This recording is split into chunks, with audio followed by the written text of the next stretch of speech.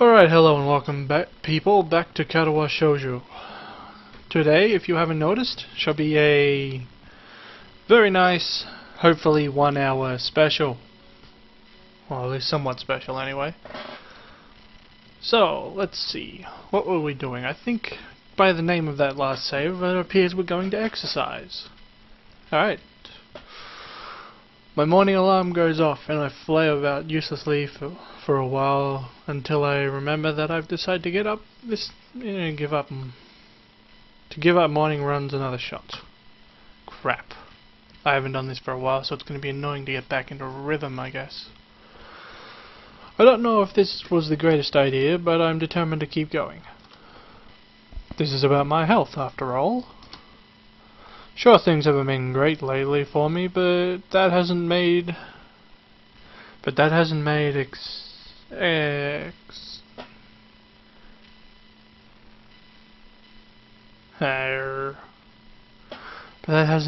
existence so intolerable that I'm not going to try everything I can to stay healthy. Man, that was for some reason the hardest sentence I've ever had to say. I have no idea why. Besides, it's all about us. God, I am not doing good at all so far. What a horrible way to go. Besides, it's all about asserting some kind of control over this thing, right? If I can manage that, well, I can manage anything. At least that's what I keep telling myself. Once again, it would appear that I'm not alone in my run. Emmy has apparently been here for some time. It looks like she's already worked up a good sweat. Just when the hell does she come down here anyway? Oh, it's you. I'm surprised to see you again. Why's that? Well, not many people actually manage to come back for a second try. She frowns, seemingly annoyed by her passing thought. Like the rest of the track team, for instance. Still, it was only supposed to be a volunteer basis, so it's not that big of a shock. And I guess it's pretty early in the morning. I shrug, and suddenly it appears that she's forgotten what she was talking about. The frown disappears entirely, and she seems to snap back into her previous train of thought. So, come on then. What? You're here to run again, right? Well, yeah. So come on. I find myself suddenly grabbed and yanked into the track. Things seem to be set on mirroring yesterday's run. That is, I seem to be struggling while Emmy moves with an effortlessness that I find invaluable. It's increasingly bothersome, to be easily worn out. I know I should be patient when to work toward these things gradually, but it's difficult to stay positive about this. We run the track and start on the second lap. Emmy seems to have grown impatient, keeping pace with me, and begins to pull away. This is where I gave out yesterday. Will I be able to do more? Right, but before I do this option, I should note that when you do go for it, it pretty much leads down Emmy's path.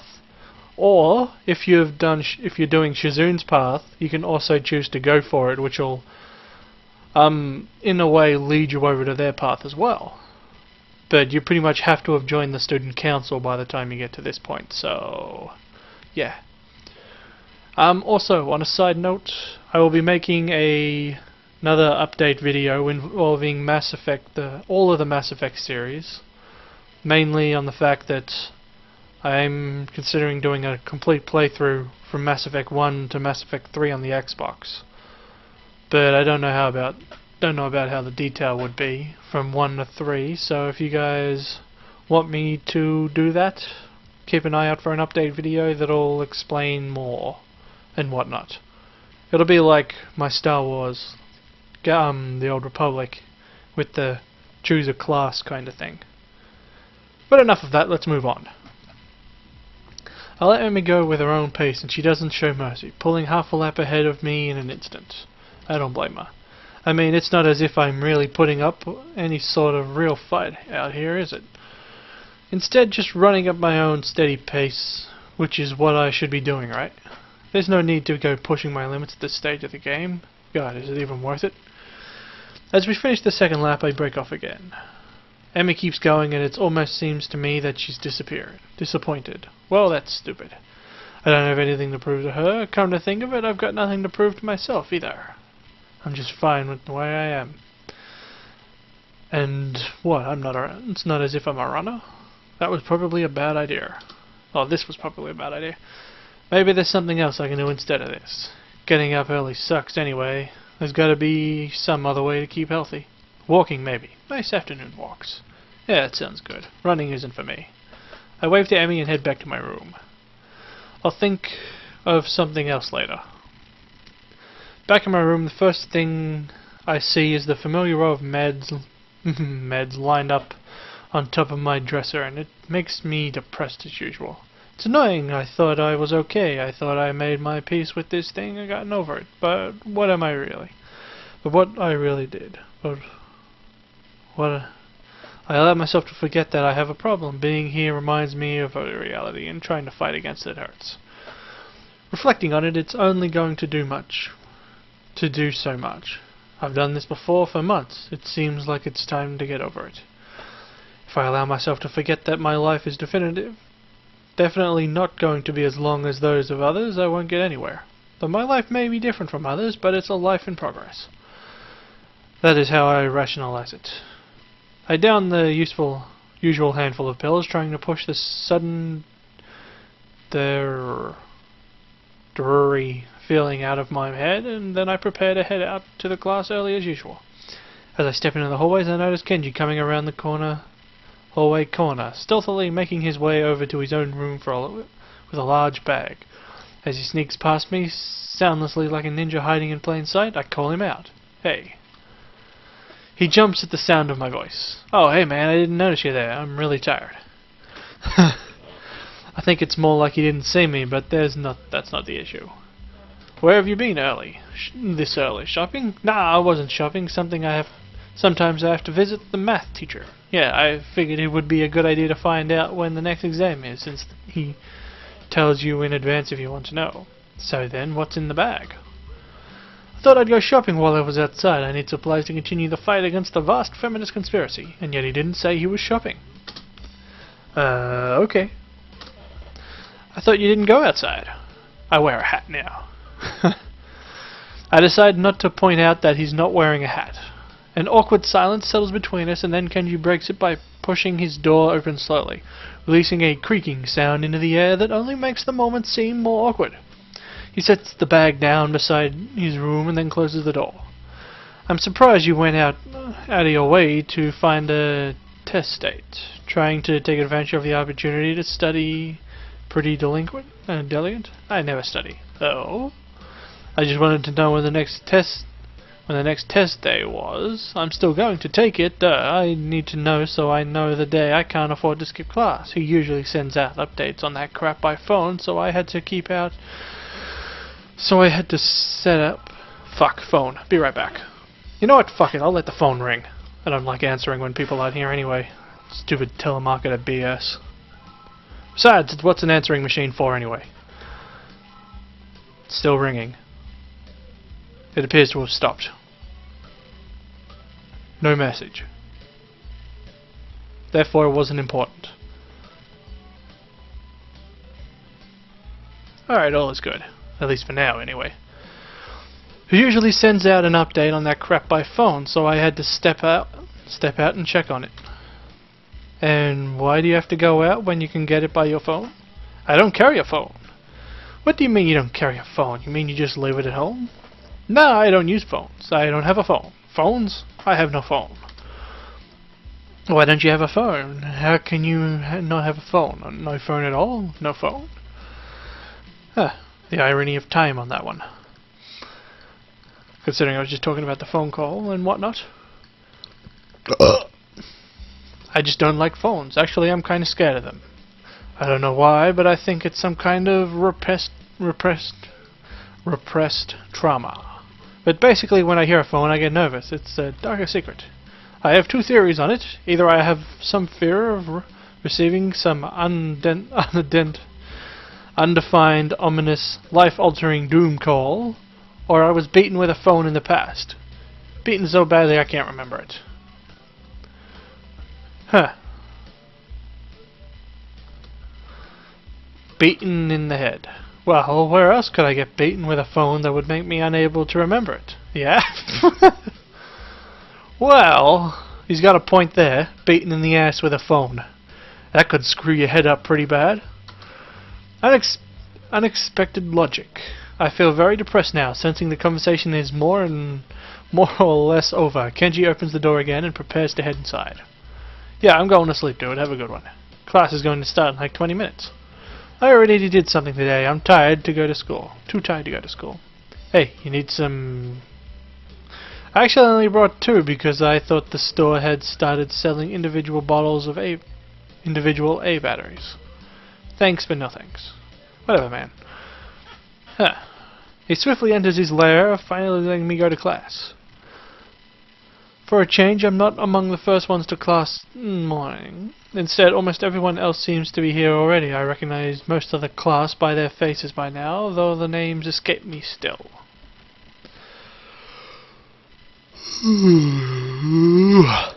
The class goes on lazily. I think I'm starting to get into the rhythm of the school. I have even stopped worrying about taking notes and being overtly attentive. The first days I was pretty high-strung in class. Mateo finishes his lecture without electrically early, but continues without a pause about the festival. So, as you know, the festival is on the day after tomorrow. Hey, day after tomorrow? Well, that can't be good. I hope everyone's projects are going to be successful this year. Have a good time, and also, come Saturday, please keep the meaning of the festival in your minds. Games and fried food, Misha yells out. Everyone burst into laughter, and so do I. Yes, thank you, Mika. The remainder of his sentence is buried beneath the ring of lunch bells, and everyone starts packing their things. Matao deliberates for a moment, then, since almost nobody seems to pay attention anymore, he gives up and sits down. God, I'm just screwing up so much already. But I shall press on. It's crowded in the hallway, and as crowds as hallways in this school probably get. Most of the students seem to be heading down to the cafeteria. So, Emmy, I'm going to make you a one-time only super extra special lunch offer. Emmy's homemade lunch boxes and the privilege of enjoying them in private with 2... Her overly flirtatious sale pitch echoes in the hallway, a remarkable feat since it's full of people. Emmy strikes a very confident-looking pose as though an attempt to one-up her own reluctantness pushes her very modest chest, making the V of victory sign with her hand. Sounds delicious. To what do I owe the honor of being invited? You stood there looking really lost and sad, so I thought you could use some company. That is probably the most depressing reason imaginable. So what... So how about it? You probably really lonely and would eat that awful cafeteria food all alone otherwise. I'm kidding. Sure, I'll have lunch offer. I'll have your lunch offer with pleasure. Let's go to the roof. The roof? Why the roof? Because that's where we eat lunch. And if I don't get up there, she'll probably wander off, and then I just know she'll go hungry because she never packs a lunch for herself. Who will? Come with me. Without answering my question or waiting for a response, she grabs me by the arm and drags me through the hallways. I attempt to make conversation on the way. Why do you have an extra lunch? Emmy smiles guiltily. Actually, it's yesterday's lunch. I slipped in a run at lunch and forgot to eat it. The stairway to the roof is a little debilitating, but it's clearly been used recently. Yeah.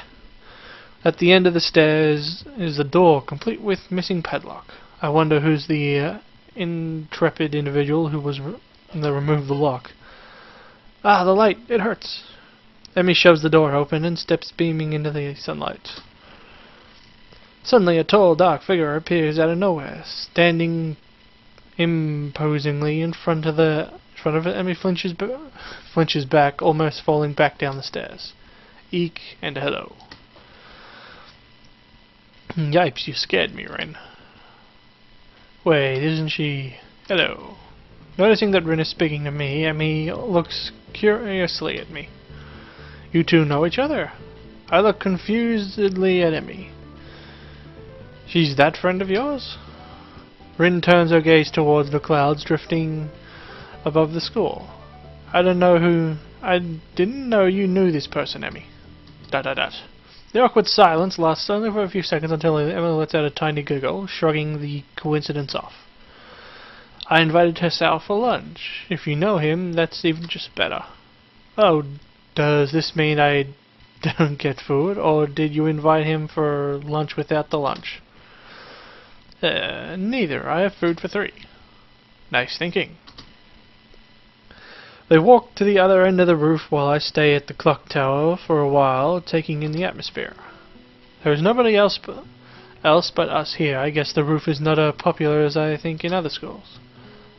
A few run-down benches, tables are scattered along the edges, perhaps in an attempt to make the roof look less desolate. The small pebbles covering the roof rattle beneath our feet. I peek through the chain fence to take a look at the school grounds and beyond.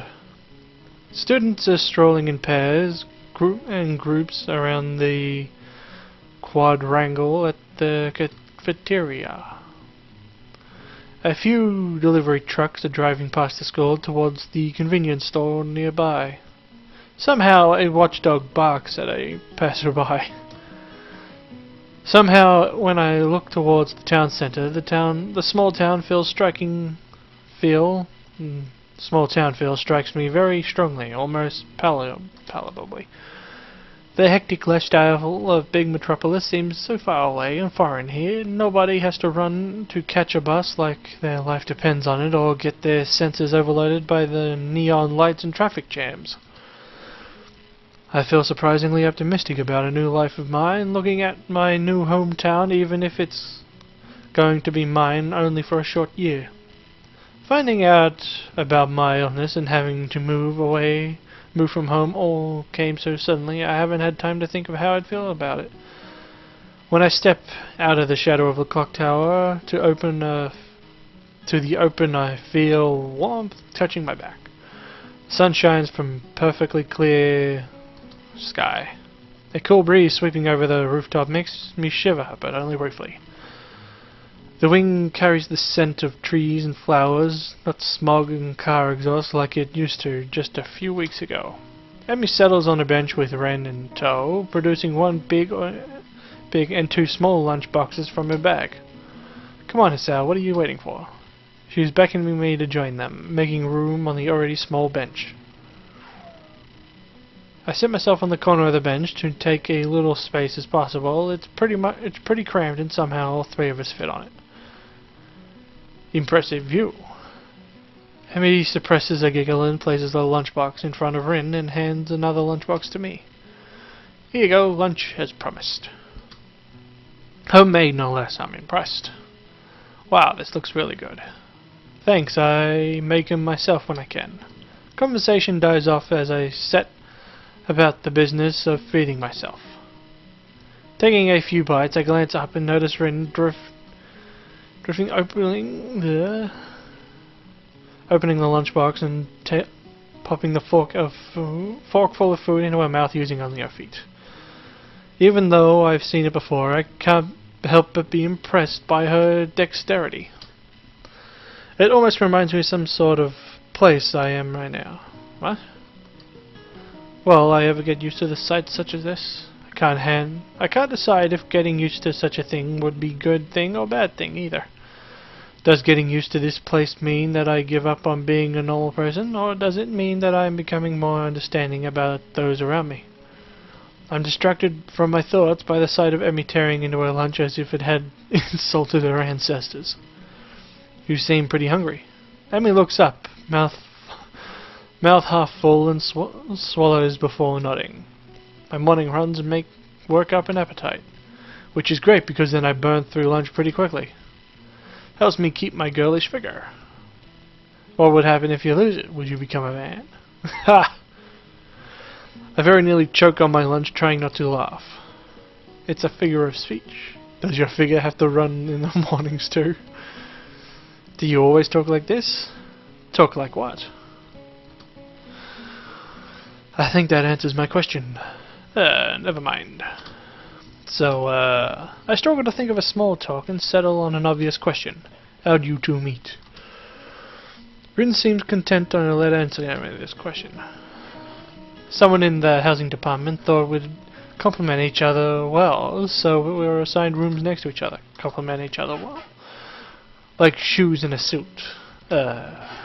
Emmy giggles at my confusion. Put us together and we have all our limbs, get it? Ah. So I started helping Rin get ready in the mornings, and that was that. I mean, you can't help someone get dressed every morning and not get along. I see. Rin chooses this moment to interject. I have trouble with shirts. Right, that seems fairly obvious. Really? Kind of. This isn't helping, but at least Emmy seems to find the whole thing funny.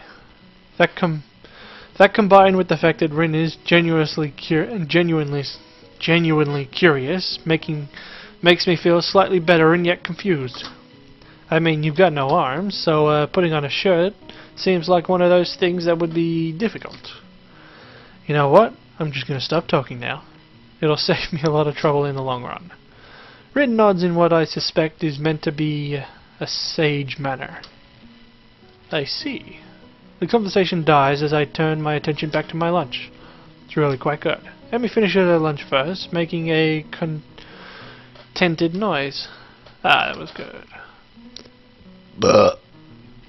As she busies herself with cleaning up her lunch, Rin speaks up. I'm thirsty. Oh, I almost forgot about that, sorry.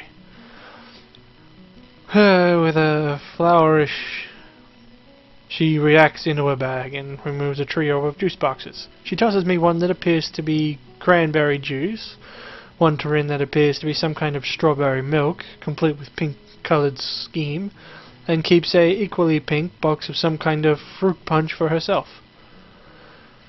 Rin dexterously stabs her straw through the top of her box and begins to drink. Once again, I'm impressed on how flexible she is.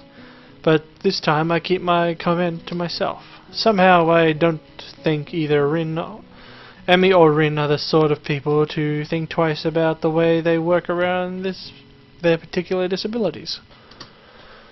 Rin especially so. Indeed, she gives off the impression of being entirely unaware that she's missing any limbs at all. Either or not, that's the consensus decision to make another matter. I'm honestly not sure. So Hasao, how do you like it up here? It's quite nice actually, like a higher places for the view. Thanks for the invite up here. And for the lunch too. Emmy grins 1,000-watt grin, pleased with my response I suppose. No problem. Feel free to eat with us next time too, okay? I won't make you a lunch, but you can bring your own up here. No lunch service? I don't know. Emmy looks mock offended. Trying to take advantage of my good nature? The nerve. She giggles. Well, if that's your answer, I guess Rin and I will just keep eating lunch all alone. I'm suddenly assaulted by the most heart-rending puppy dog eyes I've ever seen Emmy pout. As Emmy pouts, kidding, I was kidding. I'd love to eat our lunch up here again. Good location and the company's okay too. Emmy frowns a bit at my declaration of okay, but seems happy enough that I've accepted her invitation. I guess that makes us friends now, or at least acquaintances. The lunch bell rings, signaling the return to downstairs. Rin, you didn't finish your lunch again. I wasn't that hungry. If you don't eat more, you're going to fade away. Rin shrugs as if this is an acceptable risk. Come on, we'd better get going. The three of us head down the stairs together. The afternoon class passes. Once again, I find myself without a plan for something to do after school, so I head to the library to return a couple of the books I finished reading. Walking inside, I see that there are about as many students here as there were on Tuesday. All the more evident from the almost total silence enveloped by the room. As I drop the books I'd borrowed into the return slot in the counter, Yuko suddenly props up her head, behind it, quite startled from the banging they make as they hit the trolley next to her. Sorry, Yuko, I didn't mean to startle you. No, that's fine. It happens a lot. I'm used to it by now. Can I help? It's okay. I think I know where everything is. Thanks anyway. I suppose I'll grab another book or two while I'm here. There's not much else to do, and after reading so much during my stay at the hospital, I've become a hard habit to break. I wandered down the fiction section towards the back of the library, scanning the bookshelves for anything that catches my eye. As I do, I look over the counter corner where Hanako had been the last time I was here, not expecting anything to come of it. Surprisingly, though, she's there, absorbed completely in a fairly thick book. I decide against intruding on her like last time and get back to finding reading material. After an amount of time spent pursuing the aliases, I finally decide on a couple of books to get and slide them off the shelf. With a minimal fuss, I quickly walk over to the counter, checking on my books, and pop them into the bag as I walk out. By the time I leave the main building, sunset isn't too far off. A small trickle of students remain, but the majority have left, presumably to their homes and dorms. I guess I need to buy some supplies. I can't live off cafeteria food and eating out for my entire stay. As I leave the gate, I make a few loud sketches to try and stave off the tiredness that accumulated over the week. After passing through and rounding the corner, though, I see a solitary figure walking downhill towards the small town below. The colour of her hair and tapping of her cane are unmistakable. I quickly walk up to her, which seems to catch her attention without a word needing to be said. Hi, Lily. She takes a moment to place the voice, slightly adjusting her head to face a bit more towards the source of my voice as she does. Hasao? With a question mark. Yep, that's me. She seems to have a good memory for voices. The fact that she actually remembered is a pleasant surprise. Good evening, what brings you here? Once again she gives a small polite bow, and once again I reply in kind before realizing that I didn't need to. Just going to town, you? My, what a coincidence. Doing the same thing, eh? I usually go shopping on Fridays. She pauses for a moment, suddenly looking a bit lost. That said, Hanako usually comes into town with me. Not lost but worried. The two do seem to keep pretty close tabs on one another. It's kind of surprising that Hanako would just forget Lily like that. I noticed her reading in the library. She probably just got caught up in a book. She lets out a sigh of relief. Thank you, she has a habit of doing that. Avid reader? Right, she doesn't like being around crowds of people, so reading away from everyone lets her relax a bit. Although she probably didn't intend to, I can't help but grimace as I recall my first meeting with her. Hardly wanting to bring it up, I remain silent as we quickly walk down the quiet road. Tack, tack, tack. With the road a fit of cars and students of Yamako increasing far behind us, the quiet rustling of the leaves and the measured tapping of Lily's cane against the sidewalk are all that can be heard. It's kinda nice, especially compared to the hustle-bustle of where I used to live. Before I know it, I've relaxed so much that that'll loud yawn escapes before I can control it. Tired? Yeah, been running ragged these past few days. That's an understatement, to be sure. Transferring into a different school would be hard enough, but nothing like this.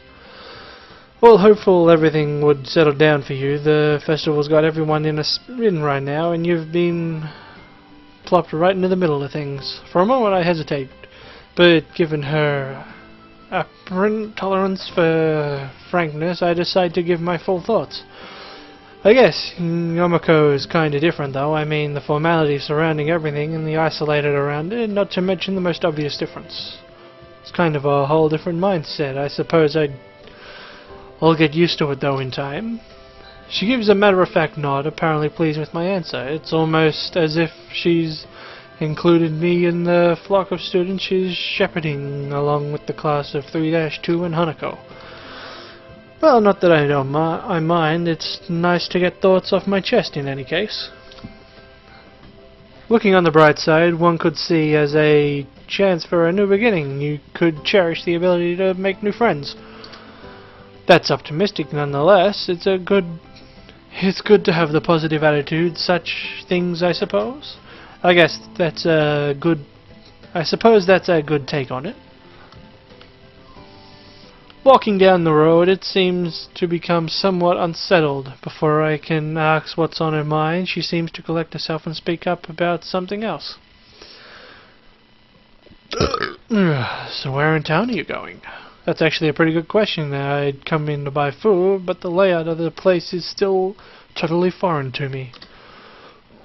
I had intended to just wander around and see what I could find, but with sunset already approaching and nightfall not too far away, that doesn't seem very wise.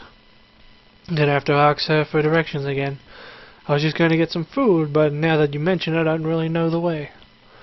Well now, isn't that is quite lucky, as I'm just about to go to the convenience store myself. Looks like I'll be in your care again, thanks. Together we walk to the store, my pace carefully slowed to remain beside her. Compared to my usual walking pace, hers is quite a bit slower. Not that it's without reason.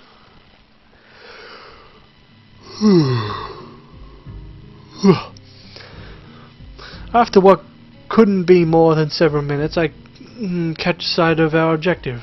This town really is pretty small. Without further ado, we make our way inside with a greeting from the counter. Mind if I tag along with you? Usually Hanako would help me, but seeing as she's not here, it takes a moment before I realize what she means. Considering she wouldn't be able to read any of the labels, shopping without any help would be a big pain for her. That said, I can't stake the feeling that she'd had the idea since I said I was coming here. Sure, it'd be my pleasure. I grabbed 2 well-used red baskets from a small stack beside the accountants, handling one to Lily.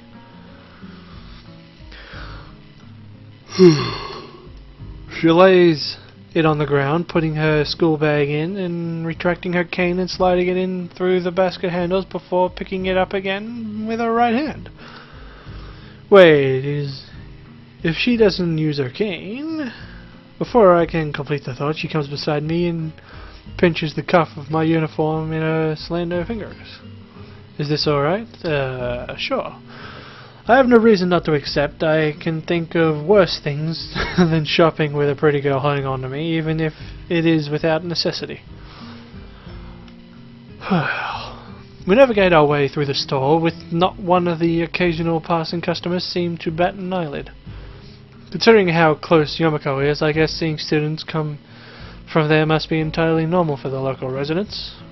As we reach each other's, whatever that word is, I quickly check with Lily and find out what she needs. I grab it along with what I'm looking for, putting our items into their respective baskets. I guess this is the same routine she and Hanako follow every Friday. Right, all that's left is bread. That should be shopping done. Do you need anything else, Lily? No, this should be everything. Okay, off we go then. With a quick side trip to the bakery section, I make our way to the registers.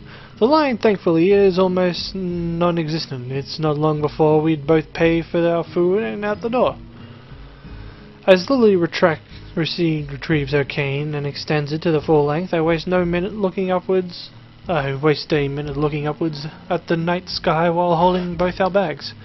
For a moment I tried to make clouds with my breath, but the summer's heat doesn't seem to cooperate. Eventually she rights herself, taking a quick stretch before taking her bag and leaving me to my 2. You tired as well? The festival preparations have been a complete chaos. Shizune breathing down my neck doesn't exactly help things either. She's only trying to get everything organized. Better now than later, right? I suppose I'm going to enjoy relaxing in town tomorrow, thanks for the concern. I guess the festival preparations must be taking their toll on both of them. We walk out into the quiet streets, talking between ourselves as we carry our bags of foods and supplies from the store. Wait, what's that? I notice a very distinctive figure making its way towards us, silhouetted by the street lamps. For a second I thought it's another male student from the class, but as he, or should I say she, gets closer I recognize her quickly. Rin, what are you doing here so late? Rin? Lily perks her head, looking like she's trying to focus on listening more keenly. It suddenly comes to me that I should probably interpret the scene for her. It's Rin Tezuka, I think was her last name from our school. She stiffens at the name and gives a complicated-looking expression, something like focusing fusion of a composed smile and painful cringe. Ah, I understand. Whew. I guess Lily knows Rin too. Rin turns to look at us, looking terribly out of it. I'm almost sure if she recognizes either of us, or at least she doesn't acknowledge if she does. She looks like a zombie, or a statue of a zombie. But slowly, some sneer of understanding seemed to light in her dark eyes. This is something should be reacted to. She blinks once, very thoroughly. Hello, ... There is an awkward pause, everyone waiting for someone else to say something. What are you doing here this late? I was wondering about that myself too just now. Some people asked that before. I assume they were wondering the same. I didn't know. I don't know either. I asked. That's why I'm wondering. So that's pretty much it. It's a murder mystery without a murder. They were going that way. She turns facing her right in order to demonstrate the direction of the other people went, as if they were some importance. Then rotates back like a mechanical puppet in one of those very overly complicated clockworks. Only for a person who gives an impression of being the quiet type, Rin really does use a lot of words to say things that don't need to be said. Unsure if she's finished, I say nothing. Neither does Lily, who seems equally rubbed of words for the time being. I think that both of us are in fact just scared that any response might provoke her to continue. Our stupefying lack of reaction doesn't faze Rin at all. She keeps looking at us expectantly, a calm hint of expression on her blink face. She seems to be that kind of person, always so relaxed, as if bull elephant grade sedatives were flowing in her veins. Ah, God. In place of blood. Do you have amnesia? I don't recall you having anything of that sort. No, I don't think that's it. The other presumable were probably just worried. Though you do look really lost the way you're standing in the middle of the street. Oh, I see. Maybe I should have taken some kind of pose in that case. I ponder for a while whether I should chase the angle further or give up for the sake of my own sanity. I decide on the latter. It seems that most of the time it's better not to read in too deeply into what Rin is babbling about. Talking with him is like playing chess with a supercomputer who does seemingly complete random moves as if to mock everything you know about chess. It's like that, except with human reactions. Even if I win, it feels like losing. Damn, it's just like Kenji said, even when I win, I lose. Is this the power of the girls of Yamaka? I push the thought aside as it's too dangerous to consider further. It's probably just Kenji's anti-feminine female propaganda getting to me during the moments of weakness. Yeah, maybe taking another pose might be worked. So anyway, you have no idea what you're doing here.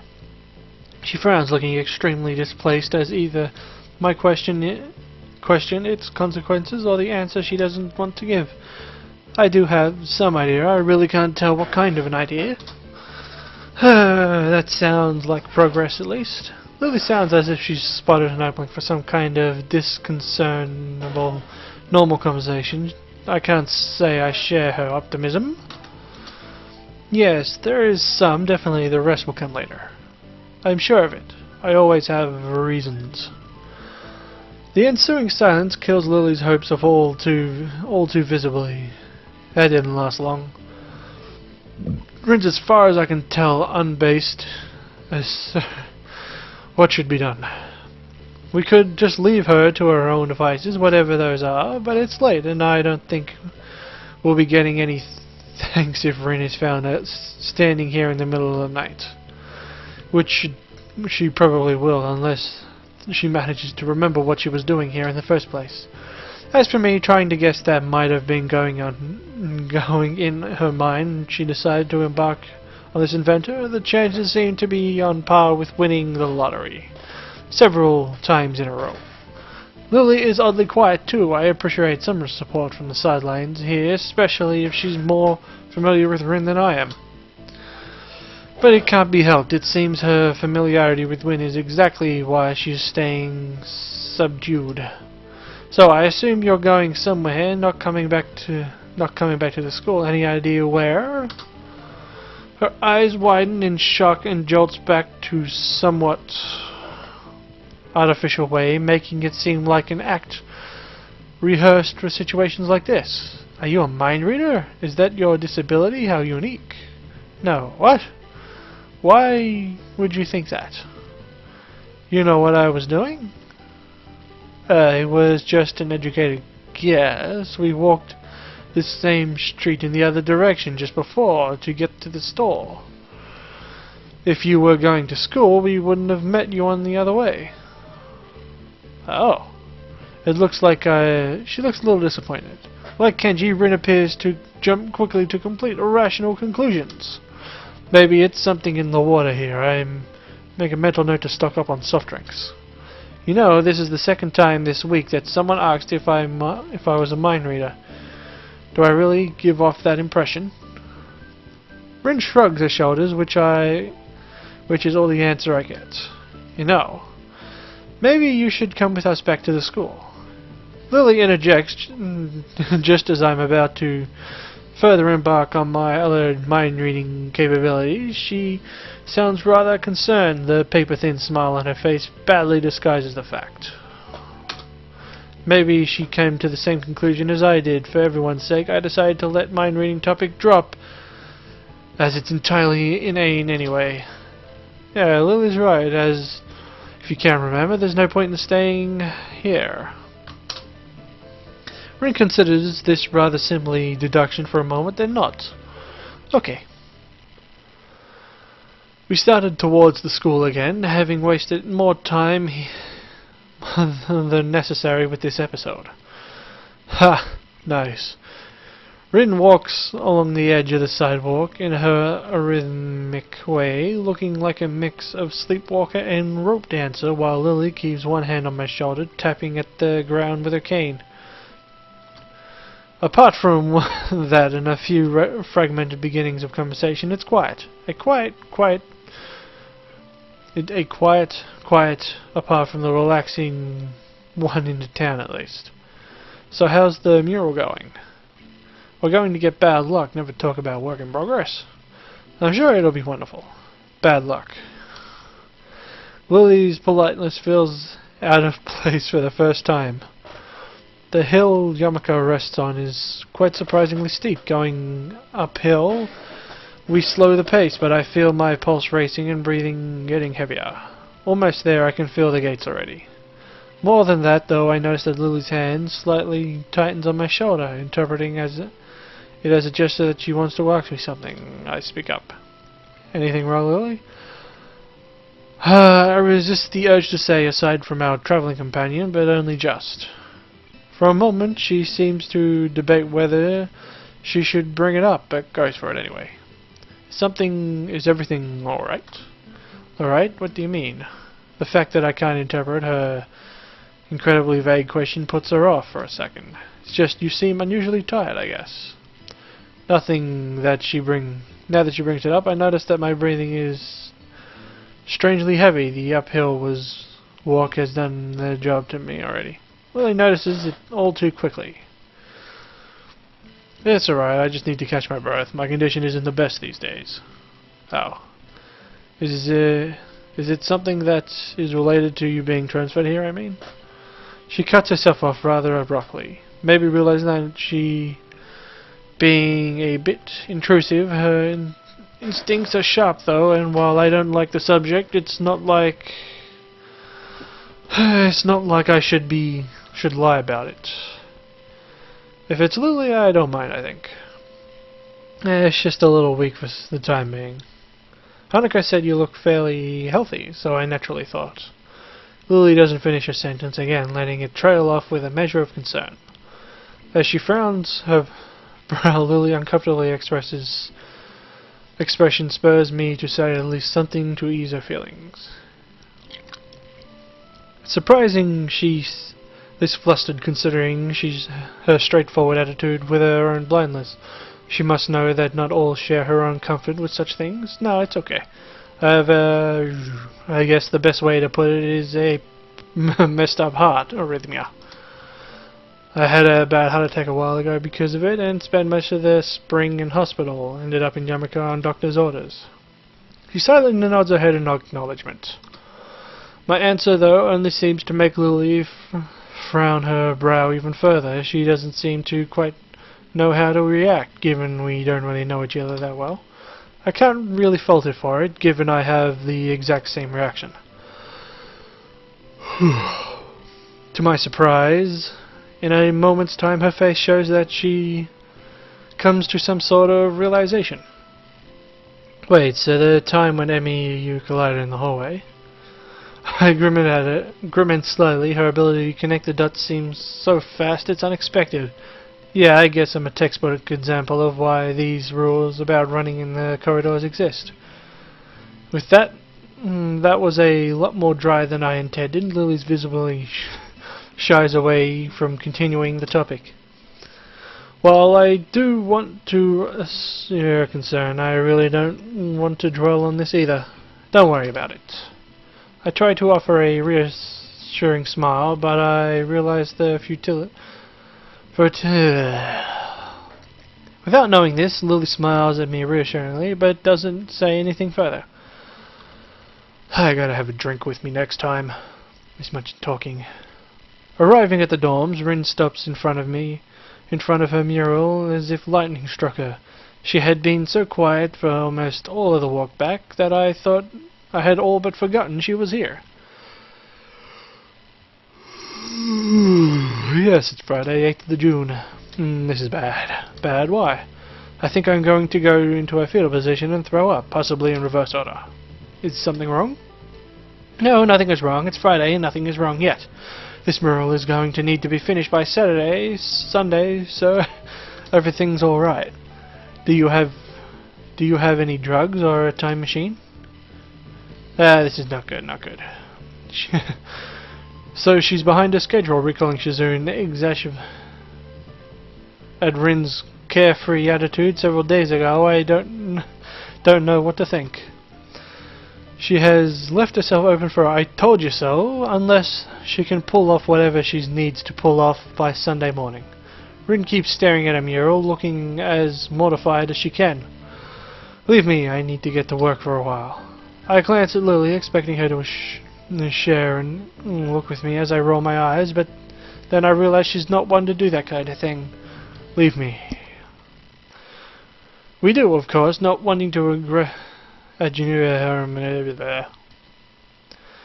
There is a churning bad feeling in my gut. Rin sure has a knack for making people feel worried about her. She seems like a person who should never be left alone. Maybe we should call someone. She sounds like she's going into shock or something. I'm sure she'll be fine. She's just, how to say... Lily cocks her head a little, trying to find a polite way of calling Rin crazy without calling her crazy. Unique? Yes, a very unique person. I guess you could say that. She giggles at the notion, melodiously, nodding in agreement. Sorry about leaving you stranded as we talk to her. I don't really understand her, so I keep my distance. So my guess was right. Lily offers a slight apologetic smile, as if she was sorry that her own shortcomings have prevented her from becoming closer to Rin. I'm not one to blame her. Lily let slip long breath, probably a disguised yawn. I mean, she's exhausted by all this as I am. I'd better leave now, and I'll give these things to Hanako. Thank you for accompanying us, Sal. She smiles very sweetly at me. It gives different than normal, despite the fact that she seems to be smiling so often. Couple my finger on what the difference is. It's just different. Relaxed, I'd say, but that's probably just relief over getting out getting rid of Rin. Rid of Rin. Maybe, yeah, good night. Say hi to Hanako for me. We will. I will. Good night.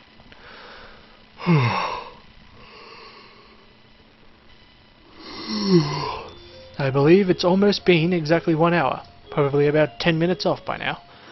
But I shall keep going, as I shall make it perhaps over an hour. But I don't know by how much. The students roll into class for the Saturday morning session, each and every one of them sporting the tired eyes of people that have been working through the night. With only a day left to prepare, I suppose it's not so surprising. Thankful we only have to suffer through class until lunch break, and then our time is our own. Mattel lurches into class in a tired stagger. I suppose students aren't the only people that enjoy their late-night Friday nights. Without saying a word, he scrolls some pages and question numbers in the board and slumps into his desk. It's completely atypical behavior of him, and it appears that no one in the class is going to call him out on it. Wordless, the students shuffle their textbooks into position and get to work. Note that, not wanting to break trend, I do the same. Fatigue has made the class antisocial, and not a peep is heard without the ruffling pages.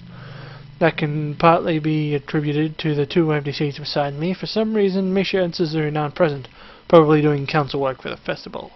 It's very quiet without Misha's presence. I wonder if she was born a rowdy as she is, or if she is making up for Shizune's lack of voice. Nakai, can I speak with you for a moment? I'm so engrossed in thinking that Misha that I didn't even notice Mattel approaching my desk. Sure, what's this about? It's probably better if we speak outside the classroom. Something about this doesn't sound too good, but I stand up and follow him into the hallway anyway. Mattel stands in the hallway, stretching his head as he works out what he's trying to say. I'm not knowing what is going on, I wait silently. So tell me, how are things? Things? I expected Mattel to be a little vague, but this is pushing the limits. You know, things. You've had a week to settle in now, so how are things? They're fine, I guess. I see, and your condition? The pause before condition seems a little unnecessary. Haven't had any problems so far. A brief shimmer of relief passes across Mattel's face. Good, that's good. The school nurse was a little concerned that you might have been pushing yourself a bit too hard. He asked me to keep an eye on you when he couldn't. That makes sense. I'd ask that you don't blow us off so freely. As much as we try to give you the level of education that you would get in normal school, you have to realize that you have limits. Our goal is to make sure that you know where these limits are and how to maximize your potential within them. Do you follow me? I guess. I mean, I didn't plan on doing anything stupid. Well, that's a start, I guess.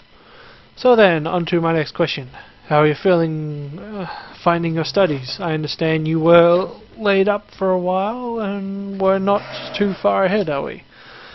I don't really think so. I tried to keep up when I was in hospital, so I hadn't been too hard. Mattel tips his chin, raising an eyebrow as he absorbs this information. Is that so? I suppose there are still students out there that realize the importance of learning. I wouldn't go that far. I was only trying to keep myself occupied in a little life support prison. Well, yeah, you've got to keep up those things, right? That's excellent. One wrong move in this world and you're left behind, right?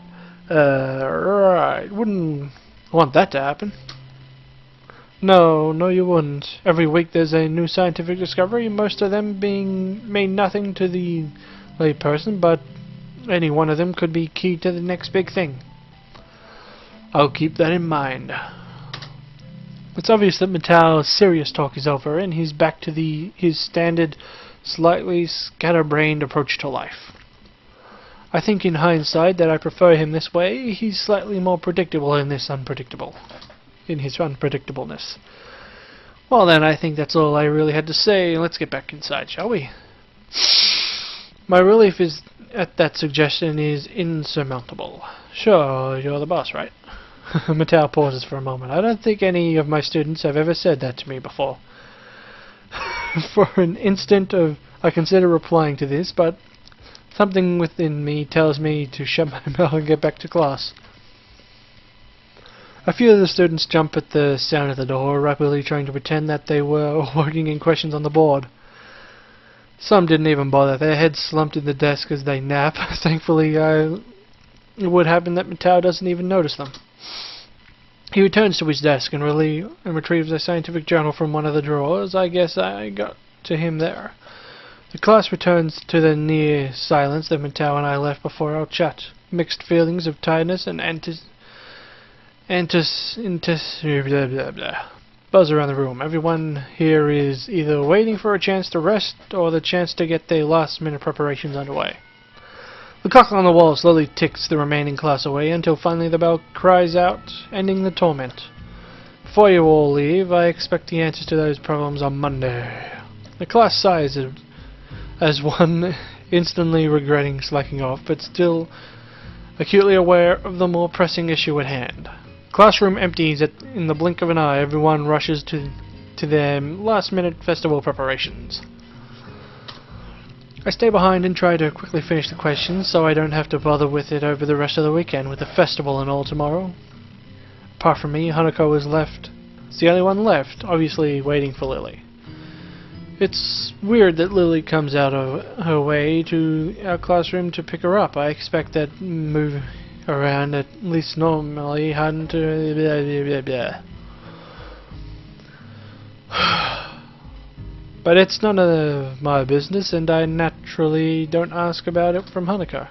Despite the elective promiscuity of our seats, neither tries to strike up a conversation about that or anything else. So an oppressive silence falls upon the classroom. Time passes in silence. It's probably just 15 minutes or so, but it feels longer. I turn pages of my notebook. Hanako turns pages of a novel she's reading. My pencil lead splinters again against the papers just when I was about to finish the paragraph. The sound of my irritation sigh, subsequently fumbling around for a sharpener, feels just like breaking the mood in the classroom. Hanako keeps her eyes firmly away from my direction. Before long, Lily's tall figure appears in the hallway. Hanako! Whoosh! Her name is all that takes for Hanako to jump up from her desk and run to Lily. They talk quietly for a moment, but it's not long before Lily leaves down the hallway and Hanako idles back into the classroom, taking her seat once again. I watch Hanako out of the corner of my eye, about to share curiously at the end that the two would be separate. For a couple of minutes she does nothing but sit with her chin in her hand, staring at the desk. The boredom eventually becomes too much for her, though she slender frame retracts into her bag and pulling out a small book. Come to think of it, that isn't the one I saw her reading at the library. She must be quite fast ready to get through them at this rate. But why would Lily leave her to her own devices? It seems to be quite out of the ordinary, going by Hanako's reaction. That's right. I think Lily mentioned something about going into town today before Rin bumped into us. The thought of that walk makes me look outside. The afternoon makes me yawn to get out of the school, at least to do something other than sit here, giving in to one of the worst vices I decide that history is a subject best studied on Sunday or Monday or any day other than this one. I give a grunt as I lever myself out of my seat, briefly debating myself whether or not to hang out with Kenji. He doesn't strike me as the enjoy the nice weather outside with others kind of person. Really, I guess I'll catch up with him later. Changing tacks, I briefly entertain the idea of talking with Hanako. By the time I look at her seat, it's vacant. She hasn't left. She must have left for the library. There's got to be something to do that can kill the time. The library seems to be a good place to go as any to go. Hanako looked as if she was taken pretty off guard by Lily leaving, so she might have went to the library. Slinging my bag over my shoulder, I make my way out of the classroom. I walk down the hallway to the library, past a multitude of closed doors, though each one the sound furiously rehearsed can be heard. Rock music blurs out of the one door almost as loud as a concert.